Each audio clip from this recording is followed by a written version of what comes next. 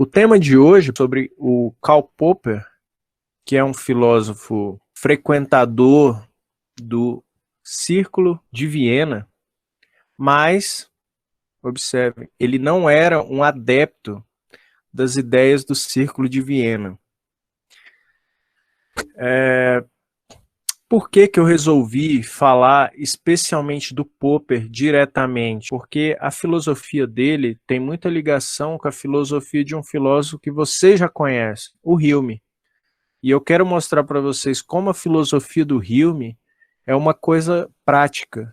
É, aquele exemplo do sol, se o sol vai nascer ou não amanhã, pode parecer uma viagem, como se o Hume fosse um cara maluco. Mas eu quero mostrar para vocês como a ciência do dia a dia de vocês incorporou as críticas humeanas, incorporou as críticas do Hume. Hume é um gênio. Muitas vezes ele é subestimado na história da filosofia. Eu resolvi escolher o Popper porque ele tem ligações diretas com o Hume e vocês, apesar do Popper ser um filósofo complicado, nessas 4, 5 aulas que eu dei, vocês já vão ter os elementos para entender esse filósofo que não é nada fácil.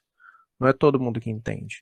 Então vamos lá, eu vou recapitular aqui. Nas aulas passadas, vocês viram que eu elenco quatro elementos que, para mim, distinguem a filosofia de qualquer outro tipo de atividade racional ou atividade intelectual. Né? Uma das primeiras coisas assim, que me impressiona na filosofia é o questionar. Vocês devem lembrar que muitas áreas da atividade intelectual humana produz uma espécie de conhecimento. Mas a filosofia, ela tem na sua base essa vontade de questionar. A ciência, por exemplo, ela produz conhecimento que tem essas outras características aqui. Mas os questionamentos, da maneira como a filosofia faz, de fato só a filosofia faz. A religião, ela produz conhecimento, ela às vezes está aberta ao debate, mas ela não faz as questões que a filosofia faz. Enquanto a religião quer falar sobre os poderes de Deus, quer falar sobre as características divinas, a filosofia pergunta: o que é Deus? Deus de fato é perfeito? Se ele é perfeito, como que ele reage ao mal que acontece no mundo? A filosofia não tem medo de fazer perguntas, mas vocês devem lembrar, a filosofia não é apenas ficar questionando. A filosofia está interessada em respostas. Então ela fala, toda vez que ela busca questionar, ela também busca dar fundamentos para aquela questão e fundamento para suas próprias respostas. Sempre que a gente fala que a gente faz filosofia, uma pessoa chega e fala que tem alguma teoria sobre alguma coisa. E essa teoria, em geral, é uma opinião. Filosofia, definitivamente, não é ficar dando opinião sobre as coisas. Por quê? Porque opinião você não precisa justificar, cada um tem a sua. Agora, na filosofia, você tem que justificar as coisas. Essa é uma diferença marcante. Isso nos leva diretamente à lógica da coisa. A lógica, via de regra, ela só quer conexão entre as coisas que a gente fala. Uma espécie de conexão. Então, você tem pessoas, né, que falam as coisas e você pensa: nossa, mas isso não tem lógica. O que você está querendo dizer? Você está querendo dizer que aquela pessoa não conecta o pensamento de uma maneira que a gente se faz entender. O último aspecto, né, o quarto aspecto que eu elenquei para explicar o pensamento filosófico para vocês foi o debate.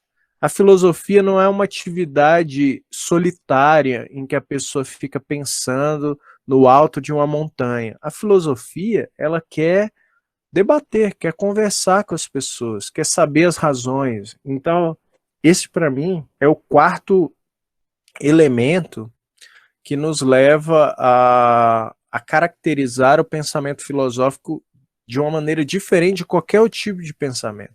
Esses dois critérios aqui, o critério da justificação, fundamentação e da lógica, nos leva ao tema do pensamento racional. A filosofia foi a criadora da vontade do homem de ser racional. Porque lembrem, antes do pensamento filosófico, antes da filosofia, o que existia era o mito. E o mito não tem vontade de justificar nada. E o mito, em particular, não tem lógica alguma. Mito não tem lógica. O mito é uma explicação qualquer das coisas. Veja, não tem sentido algum, não tem lógica você pensar que a guerra entre as pessoas, dois reinos, era feito por uma implicância de dois deuses. Não, de fato, o pensamento mitológico ele não poderia ser questionado de qualquer maneira. Por quê? Porque não tem justificação. Você vai questionar o quê? Se dois deuses brigaram, ninguém viu, como que você questiona isso? Quando a filosofia surgiu, a filosofia passou a ver esse pensamento do mito, que não tem justificação clara e não tem lógica, e, aliás, não serve nem para você debater as coisas, como pensamento irracional. Falei para vocês, inclusive, tem uma aula só sobre isso, dos vários sentidos que a palavra razão tem na filosofia. E a gente pode lembrar que o primeiro, precisamente, era oposição ao mito. Vocês lembram disso? Tem que assistir às aulas, viu, pessoal? Na segunda maneira, o racional, a razão, ela é uma oposição ao domínio dos sentimentos. Na Grécia Antiga, os gregos eles costumavam dizer que o irracional era aquela pessoa que não conseguia controlar os seus próprios impulsos. É uma pessoa que, quando sentia raiva, ela agredia outra pessoa, quando ela se apaixonava, ela ia de cabeça nas coisas. Isso, para o grego, era uma prova de uma pessoa que, quando ela estava sob forte emoção, ela não conseguia pensar direito. Essa característica de agir apenas pelo sentimento, de agir sem controle, era característica, para os gregos, era característica de um animal. O animal era assim. O animal era aquele que, quando sentia fome, matava outro animal da mesma espécie. Era o animal que, quando sentia raiva ou desejo, brigava ou ia atrás sem pensar nas consequências. O homem, que é racional, ele age diferente. Ele controla os seus sentimentos. Essa é outro sentido de razão na história da filosofia. Um sentido mais ligado à ética, ao modo como a gente age. O terceiro sentido é de racional como oposição ao empírico, no sentido da epistemologia, ou seja, em como a gente adquire conhecimento. Então, se você está falando em razão nesse sentido, quer dizer, como Descartes, a pessoa que tende a se afastar do empírico, se afastar da experiência, se afastar do que ela vê, do que ela ouve, e se volta simplesmente para o estudo da mente, o estudo do intelecto.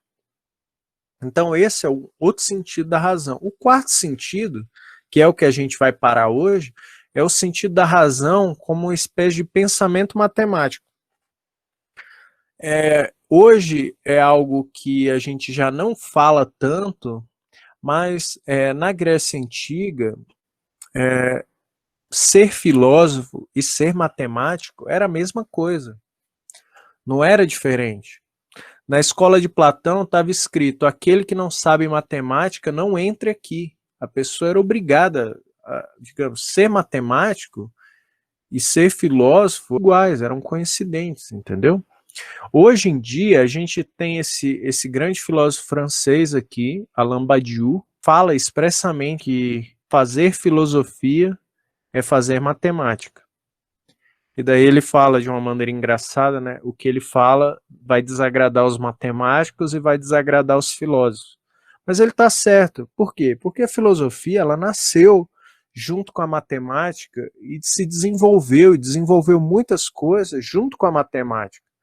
Em especial, buscando esse tipo de coisa aqui. Certeza, regularidade, padrões no pensamento. Vocês lembram, Descartes? Descartes é um outro grande exemplo dessa ligação da filosofia em matemática. Quem aqui sabe o que é um plano cartesiano? Você faz o x aqui, o y aqui, daí você dá as coordenadas, aí você tem aqui A, aí você tem aqui B, e daí você faz o tracinho aqui, não é? Daí, não tem isso? Plano cartesiano é um desenvolvimento intelectual do Descartes. É daí que vem o nome cartesiano.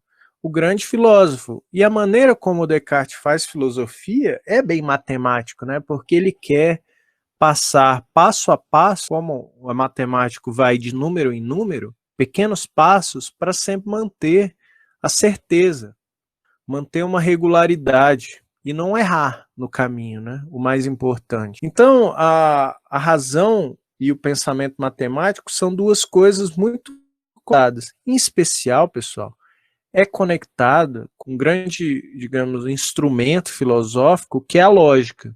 Sem lógica, a gente nunca vai entender esse filósofo aqui, que é o Popper. Então a gente precisa falar um pouquinho sobre lógica, que é coincidente com o pensamento matemático, né, nessa busca por certeza, regularidade. Na verdade, muita gente fala que lógica e matemática é a mesma coisa, mas é um tema muito avançado para vocês.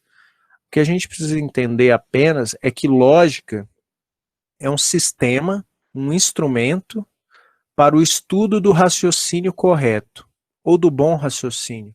O que isso quer dizer? Na prática, é o estudo da inferência. Agora vocês devem estar me perguntando aqui, mas o que é inferência? Eu não sei o que é inferência. Uma inferência é você partir de algo que você sabe ou já descobriu e revelar algo que você não sabe. Um exemplo clássico disso, às vezes vocês já assistiram o filme ou a série, tem uma boa série do Sherlock Holmes, ou leram o livro mesmo, mas o Sherlock Holmes, ele era famoso precisamente pela capacidade lógica. O que é a capacidade lógica? Ele saía pela, pela cidade de Londres, né? Ele era um detetive inglês e ele buscava evidências de crimes. Essa evidência, ela não era por si a resposta que ele estava procurando. Ele queria saber exatamente quem tinha cometido determinado crime, mas através de um pensamento lógico, ele chegava na coisa que ele não sabia. Ele chegava, digamos, na autoria do crime. O espírito do pensamento lógico é fazer o que o Sherlock Holmes faz. É partir de alguma coisa que você sabe, que você tem na mão, para chegar em outras coisas. Esse é o espírito do pensamento lógico. Quais as maneiras que isso aqui pode acontecer? Digamos, de você transformar o que você sabe em algo que você não sabe. Existem 3 maneiras básicas de você fazer essas inferências. Inferência também é chamada de raciocínio, viu, pessoal? Então, a gente tem os tipos de inferência. A primeira inferência é a inferência dedutiva. Talvez vocês já tenham escutado essa inferência aqui que a gente vai ler agora. Todo homem é mortal. Essa é a primeira premissa. Sócrates é homem. Essa é outra premissa. Sócrates é mortal, é a nossa conclusão. Isso aqui, pessoal, ficou famoso pelo livro do Aristóteles como silogismo. Um silogismo é uma espécie de raciocínio dedutivo. Que espécie, professor, você está me perguntando? É uma espécie formada por 3 partes. Duas delas são 2 premissas, uma maior, que é essa aqui, e uma menor. E a terceira parte é uma conclusão, que é a de que o Sócrates é mortal. Vamos parar um segundo para a gente observar essas 2 premissas e essa conclusão aqui. Olhem bem, se todo homem é mortal e Sócrates é um homem, existe outra maneira de concluir que Sócrates não é de fato mortal? Eu quero ouvir a opinião de vocês, assim. Tem como fugir disso? Se você sabe que todo homem é mortal e você sabe que Sócrates é homem, você sabe que Sócrates é mortal, certo? Essa, pessoal, é uma das características do raciocínio dedutivo. Ele é algo tão forte, mas tão forte que você tenta pensar algo diferente e você acha que você está ficando maluco, porque não dá. Isso, gente, leva muitos filósofos, até hoje se fala isso, de dizer que essas regras do raciocínio dedutivo são leis da razão. Por quê? Porque você não consegue pensar de maneira diferente. Regras dedutivas são, para muitos filósofos, vou repetir, leis da razão. Por isso que uma das maneiras da gente definir o raciocínio dedutivo é você dizer que são aqueles em que as premissas, ou seja, essas duas partes aqui, garantem que a conclusão é verdadeira, porque não tem outra saída. O que vocês têm que guardar por enquanto? Que a inferência dedutiva é aquela que vai do geral para o particular. Então, se vocês estão anotando o caderno ou estão apenas prestando atenção, guardem isso aqui. Inferência dedutiva é aquela que vai do geral para o particular. Por que essa característica aqui é importante? Porque o outro tipo de inferência, então o segundo tipo de inferência, é precisamente a inferência indutiva, que a gente caracteriza como aquela que vai do particular para o geral. Eu contei essa história aqui. Imagina vocês, eu quero exemplificar o que é um raciocínio indutivo. Que vocês nasceram em uma outra cidade e nessa cidade tem um lago. Vocês nunca viajaram para fora dessa cidade e vocês visitaram, desde que vocês se entendem por gente, vocês começaram a visitar esse lago todo dia. E esse lago tem patos. Patos vêm, patos vão. E toda vez que você vê os patos podem até ser assim, um pouco diferentes, entendeu? De tamanho, a cor do tamanho do bico, mas você nota que todo pato que você vê nesse lago é branco.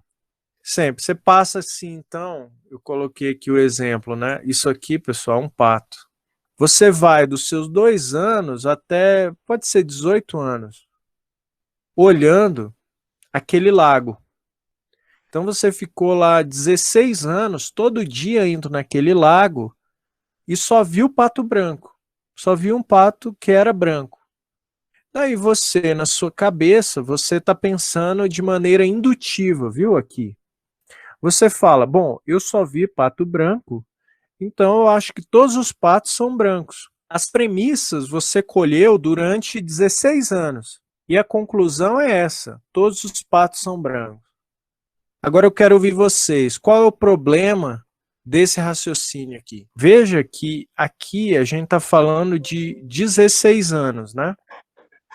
E aqui a gente está falando de todos. Então é isso que a gente tem que observar. O que você está pensando? É porque existe, né, diferentes tipos de visões. Eu não posso afirmar dessa maneira do particular para o geral, porque eu não conheço todos os tipos de pato, né, nesse exemplo. Então, não acho que eu possa afirmar isso. É precisamente esse o problema. Precisamente esse. Não importa se você ficou 16 anos olhando as coisas. Poderia ser 160 anos. Poderia ser 1.600 anos. Entendeu? Porque quando você quer falar sobre todos, você de fato precisa ter visto todos os patos. E você não viu todos os patos, entendeu? Essa é a pegada. Lucimara foi. Sua experiência da coisa é limitada demais para você poder dizer que todos os patos são brancos. Pegando aquela definição mais difícil que eu falei da dedutiva, se você aceita essas premissas aqui, mesmo essas premissas sendo verdade, a conclusão não precisa ser verdade. Então a gente fala que o raciocínio indutivo é aquele em que a verdade das premissas que no caso aqui é que você viu os patos e eles eram brancos, não garantem a verdade dessa conclusão aqui, de que todos os patos são brancos.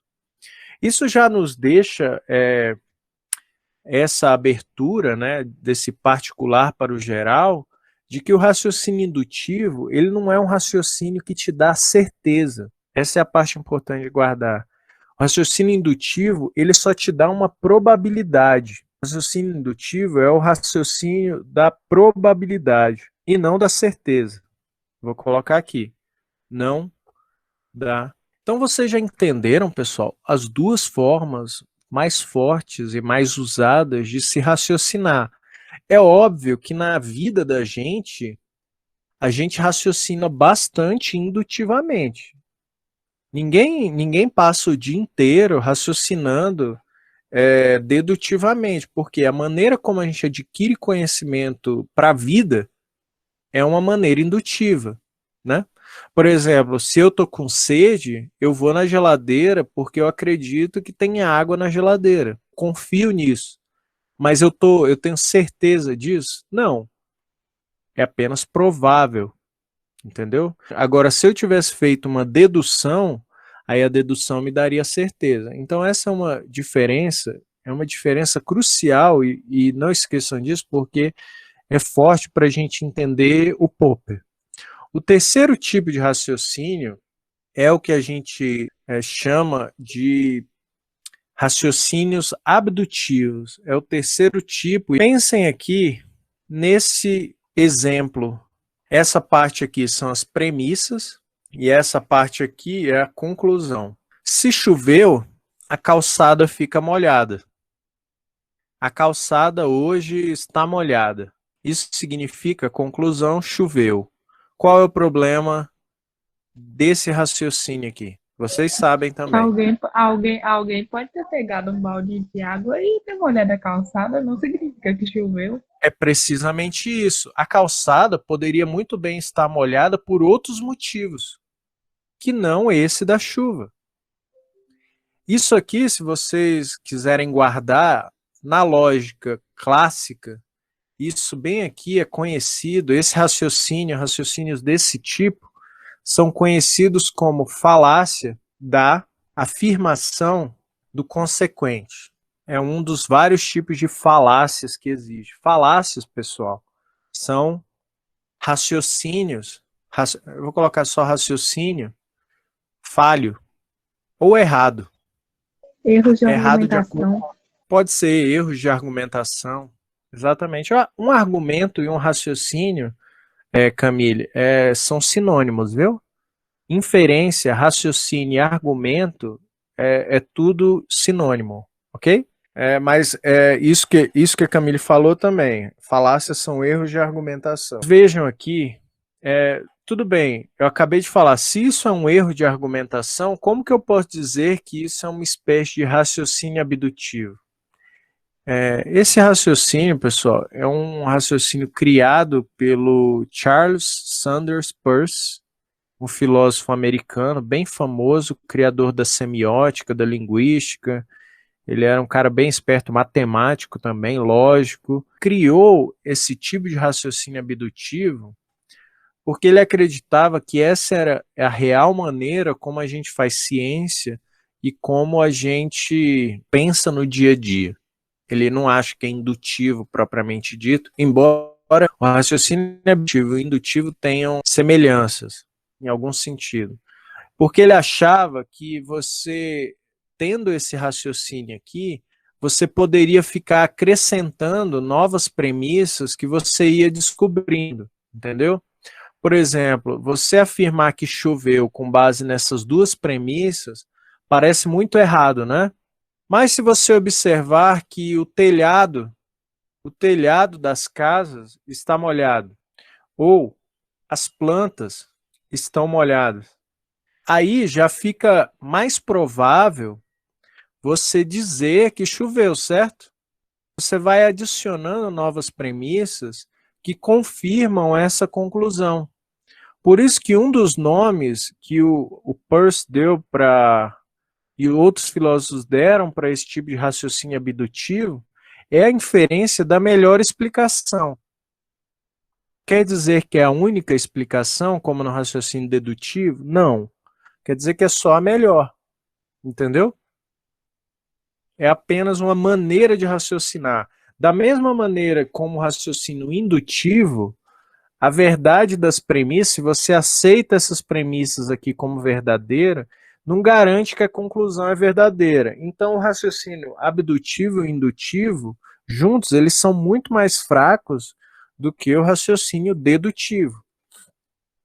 Isso, pessoal, que eu expliquei para vocês, é o que a gente precisa para entender a filosofia desse grande filósofo que é o Popper. Ele vivia num contexto em que fazer ciência que vocês conhecem, física, química, biologia, era você ficar verificando as proposições, as coisas que os cientistas falavam. O que isso quer dizer? Eu bolei aqui esse pequeno exemplo aqui. Uma proposição da ciência que hoje é padrão, mas nem sempre foi, né? Falava que a gangrena era causada por bactérias. Todo mundo sabe o que é a gangrena aqui? Gangrena é o apodrecimento da carne em vida.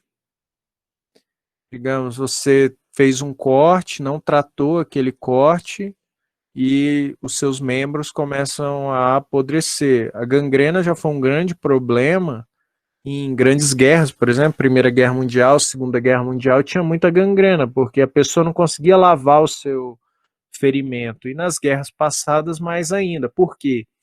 Porque nem sempre se teve a ideia de que existia esse mundo microscópico. A existência de germes, bactérias e etc. nem sempre foi comum. Isso teve que ser provado pela ciência, né? Então, que a gangrena era causada por bactéria, isso uma época foi uma coisa que ninguém sabia. Aí o que o cientista fez? Ele falou, olha, eu acho que a gangrena é causada por um ser pequenininho, que a gente não vê a olho nu, e a gente precisa investigar esse ser. Daí eles foram para o laboratório, bolaram associações de lentes para aumentar as coisas, inventaram um microscópio, para proceder investigações. Daí eles verificaram que uma pessoa que estava com uma parte do corpo apodrecendo, estava com aquela bactéria, daí verificaram outra, verificaram mais uma, verificaram 100 pessoas, até chegar à conclusão de que, não, realmente, a gangrena ela é causada por um ser microscópico e o nome desse ser a gente vai dar de bactéria. E daí ficou, olha, essa é uma proposição verdadeira da ciência, no caso aqui da biologia e medicina, né? E ficou conhecida, pessoal, como a tese do verificacionismo. Se vocês estiverem, se vocês estiverem prestando atenção na parte que eu falei sobre o problema da indução, vocês já notaram qual é o problema desse raciocínio aqui. Por quê? O raciocínio desse verificacionismo é um raciocínio indutivo. É um raciocínio indutivo. Você pega alguma coisa e fica repetindo a experiência como até chegar em um momento que você fala, não, eu tenho que parar, eu já acho que é verdade e daí eu considero verdade. O Popper achava que isso era uma trapaça tremenda. Para ele não fazia sentido você ter como verdade uma tese que foi justificada por argumentos indutivos. Por quê, pessoal? Porque para ele apenas argumentos dedutivos eram racionais de verdade. Para ele, o raciocínio indutivo era igual a mentira. Eu vou ler aqui um trecho do Popper. Eu tenho o livro dele aqui, A Lógica da Pesquisa Científica, para vocês entenderem o que ele fala de fato sobre as coisas. Vocês já vão ter. Esse livro aqui não é nenhuma brincadeira de criança aqui, não. O Popper, ele é um cara ligado à matemática, ele entendia das coisas, entendeu? Mas ele entendia de filosofia também. E entendia de princípios da racionalidade. É comum dizer-se indutiva uma inferência, caso ela conduza de enunciados singulares, por vezes também denominados enunciados particulares, tais como descrições de resultados de observações e experimentos. Ou seja, esses experimentos aqui que eu mostrei para vocês. Para enunciados universais, esse enunciado aqui é universal, que toda gangrena é causada por bactéria, tais como hipóteses ou teorias. Está longe de ser óbvio de um ponto de vista lógico, ele está preocupado com a lógica.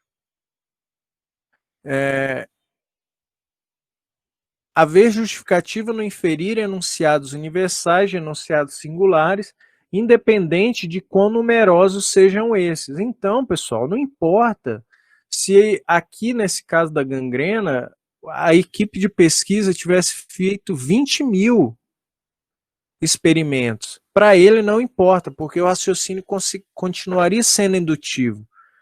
Poderia ter ficado 20 anos fazendo experimento. Para ele, o problema é na lógica do negócio. Com efeito, qualquer conclusão colhida desse modo pode um dia revelar-se falsa, independente de quantos casos de cisnes brancos possamos observar.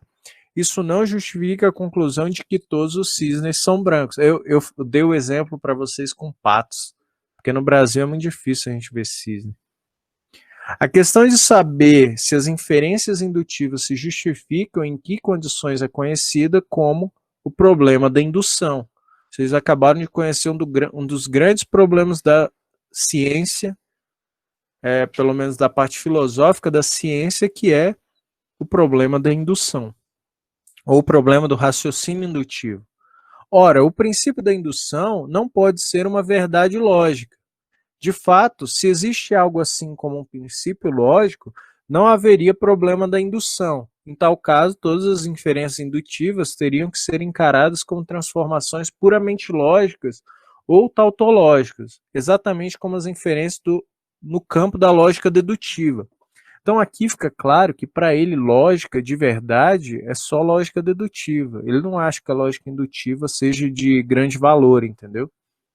Aí ele fala, assim sendo, o princípio da indução há de constituir-se no enunciado sintético, ou seja, enunciado cuja negação se mostra contraditória, mas apenas possível. E de fato, veja que isso aqui é apenas provável que seja verdade. Com base nesses experimentos, é apenas provável que seja verdade. Porque absolutamente você nunca vai saber, porque pode ser que o caso 20.001 seja causado por outra coisa. Só que os testes só foram até aqui, então isso sempre vai ser uma possibilidade. Olha como ele é duro no final, ele fala, dessa maneira surge a questão de saber por que tal princípio deveria merecer aceitação e como poderíamos justificar-lhe a aceitação em termos racionais. Então ele não acha que a lógica indutiva por trás do verificacionismo, guardem esse nome, pessoal, é muito importante, porque foi a base da ciência por muito tempo. O verificacionismo é uma tese racional. Para o Popper, não é racional. Entendeu? Popper não considera o verificacionismo racional, porque está baseado em lógicas indutivas. Veja que a ciência, assim como a proposição do Isaac Newton, na verdade, as leis de Newton são os principais exemplos de proposição científica, né? As leis, elas querem falar de tudo e sempre. Então, como a Lucimara notou, esse problema da indução é igualzinho o problema que o Hume questiona do Sol nascer amanhã. Por quê? Porque a nossa experiência, pessoal, e a experiência do cientista, elas são sempre limitadas. Não pode falar de tudo. Vocês notam como as duas coisas estão conectadas? Hume, ele é, para mim, um dos grandes filósofos subestimados da história da filosofia. Porque a gente chegou um cara como Popper e, digamos, deu uma maquiada a mais na coisa e parece uma coisa muito diferente. Mas o Popper, ele só adaptou para um tipo de procedimento científico mais específico. Mas o argumento do Popper é o argumento do Hume. O Hume já tinha feito. Só que em termos mais absurdos, né? Assusta as pessoas. Esse negócio do sol, se você não parar para pensar, você fica assustado. Então, professor, a gente para de fazer ciência, já que não vai ter mais verificacionismo. É aí, pessoal, que entra a tese da falseabilidade que o Popper inventou. Para ele, a ciência, os cientistas, eles não tinham que ficar tentando confirmar ou verificar a ciência. Tinham que fazer experiências. Vocês estão lendo experiências aqui? O cientista, ele faz experiências para refutar as suas hipóteses. Entendeu? Para tentar falsificar as suas teorias. Nossa, daí você pergunta, nossa, professor, mas o cientista vai ficar tentando acabar com o próprio trabalho? A ideia é essa. Mas existe uma lógica por trás. Vamos pegar aquele raciocínio do... Porque por trás de tudo tem um princípio da lógica que a gente chama de modus tollens. É uma regrinha de lógica, mas aí de lógica dedutiva, não indutiva, né? Então ele quer fazer uma inferência dedutiva dentro da ciência. Peguem esse exemplo aqui. Se choveu, a calçada fica molhada. Aí você chega na rua e vê que a calçada não está molhada. Ou seja, aqui a calçada está seca. Então você sabe que pelo menos naquele momento não choveu. Esse raciocínio aqui é bom, não é? Digamos assim, pode ter chovido no dia anterior ou na parte da manhã e você está vendo à tarde, mas se choveu naquele momento, a calçada, aliás, se você sabe que toda vez que chove a calçada fica molhada naquele período do dia e a calçada está seca, você sabe que não choveu, certo? Esse raciocínio aqui, ele é dedutivo e é um bom argumento, viu? Não é uma falácia, viu? É um argumento dedutivo certinho. Então, para o Popper, fazer um raciocínio dessa maneira dentro da ciência era uma boa maneira, porque era um raciocínio dedutivo. Então, o cientista, ele tinha que ficar tentando arranjar, era esse tipo de coisa aqui, esse tipo de argumento, para refutar a sua própria teoria. Enquanto a teoria não fosse refutada, para ele a teoria estaria valendo, entendeu? A preocupação do Popper, pessoal, era um bom raciocínio científico, entendeu? Ele não estava nem aí como que a ciência ia reagir a isso, ou os cientistas se eles iam ficar tristes. A questão dele, ele queria dentro da ciência um pensamento racional. Mas daí você vai ficar se perguntando, poxa, professor, mas isso nem existe, ninguém faz isso. Que cientista idiota é esse? Mas a ciência incorporou os argumentos do Popper e a gente pode ver isso na pesquisa para a vacina do coronavírus. Sim, tem Popper na pesquisa da vacina do coronavírus, a pesquisa mais esperada dos últimos 100 anos. Vocês sabem que uma das proposições da vacina, eles não falam dessa maneira, mas se a vacina é boa, então ela não pode ter efeitos colaterais, correto? Sim, porque eu não vou tomar uma vacina se ela me causar uma coisa pior que a doença. Então ela não pode ter efeitos colaterais graves, né? Eu ando dando uma olhada nessa pesquisa, ela tem 4 fases em geral. O padrão de desenvolvimento de uma vacina é ter 4 fases. Tem a fase do laboratório, em que eles olham tudo, digamos, no nível microscópico, né? Olham a reação de uma determinada coisa com as células, os anticorpos, e ver se funciona, se estimula ou não. A segunda fase, eles pegam esse produto desenvolvido em laboratório e testam em animais. Eu fiquei sabendo já em algumas entrevistas que os hamsters, eles reagem ao coronavírus igual ao humano.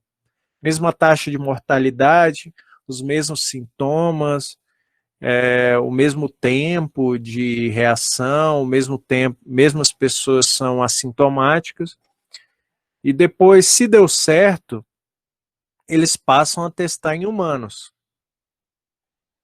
em uma pequena escala.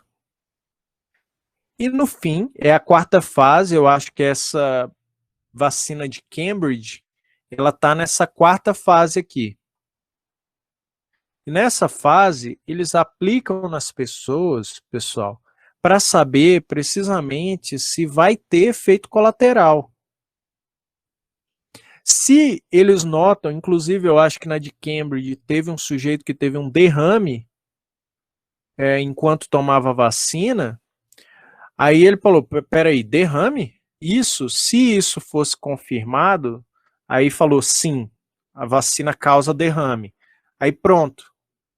Está vendo como isso aqui é um efeito colateral que contraria a ideia dos cientistas de que a vacina não tem efeito colateral? Bom, se a vacina tem efeito colateral, qual é o resultado? Tem que jogar essa vacina fora. Percebam como a falseabilidade está incorporada no pensamento científico de hoje. É óbvio que tem outros detalhes, a gente vai entender uma parte deles, mas a falseabilidade é algo que existe hoje. Aconteceu, no caso, só para explicar aqui, essa pessoa que teve o derrame na vacina, ela já tinha uma condição antes. Aí eles concluíram que não era efeito colateral da vacina. Mas se tivesse sido, o resultado era que essa vacina tinha que ser jogada fora. Eles tinham que começar tudo de novo. Entendeu? Então a falseabilidade, pessoal, está no pensamento científico de uma maneira refinada, mas ainda existe. Por quê? Porque o Popper ele trouxe esse critério para dar mais certeza para a ciência. A ciência precisava de força, precisava da lógica. E essa falseabilidade foi a maneira com que ele fez isso. É isso. Se vocês tiverem alguma pergunta, era isso que eu queria apresentar. Eu estou aqui para esclarecer.